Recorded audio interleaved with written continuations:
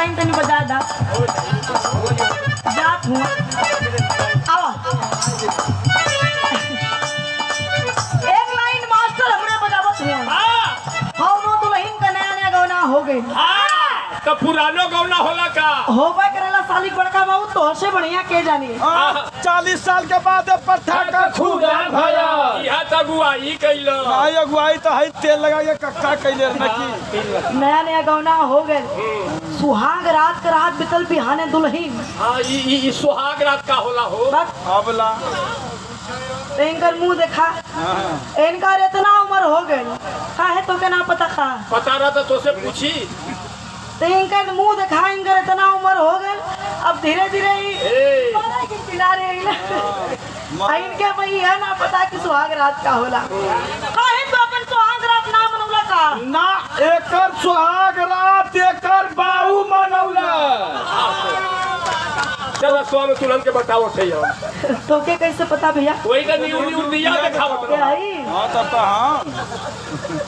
अच्छा जाएगा तो लोग सोचा इस सब बारे में मत सोचा हमार सुना नया नया गौना भइल बिहाने दुल्हन अपने ननद से बतौले है भौजाई अपना ननद से अपने दिल के दर्द बतौले है कैसे मास्टर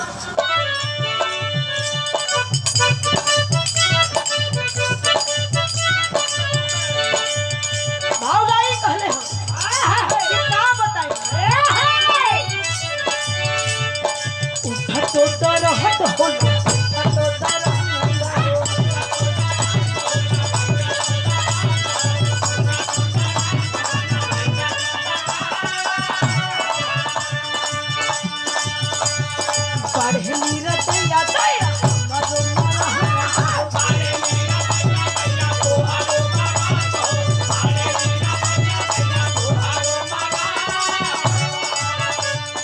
उठत तो रहत होला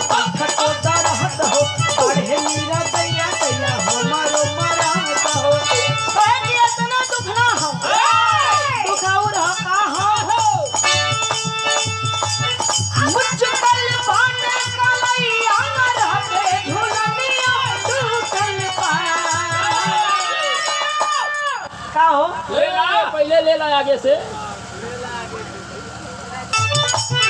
मुझकल पाने कलैया रहते झुलनिया टूटल पैसा कलैया रहते झुलनिया टूटल मुझकल पाने कलैया रहते झुलनिया टूटल हे मन तो आनी दादा हो हे मन तो आनी दादा रे किया हे हवा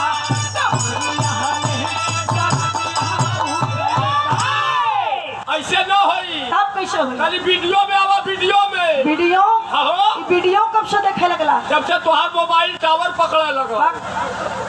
छोड़ा ज्यादा वीडियो के फेर में मत पड़ा तू अरे सबकर मन हो के कर मन हो देखाओ दादा हो तो कब्जा का ताकत आई लइकावा तो के दादा लौकत हुआ चदरवा ओढ़ले दादा तो के लइका लौकत हुआ खटियावा पर अकेला बैठा हुआ अच्छा उनके कहत हुआ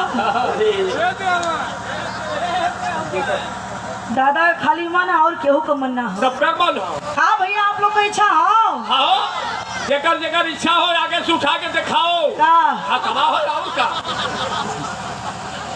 तू न मन बा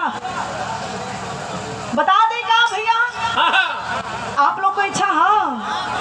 अच्छा आप लोग का इच्छा हो हमारो बिरादरी पीछे बैठे रखा आपो लोग का इच्छा बा हाँ, सबकर मन हो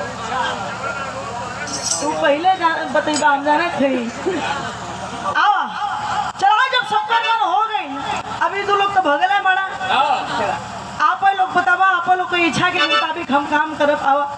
आओ मुझकल पाटे कलैया रहते झुलनिया टूटल मुझकल पाटे कलैया रहते झुलनिया टूटल हे मन तो आनी जाना हो हे मन तो आनी जाना रे ढीला हे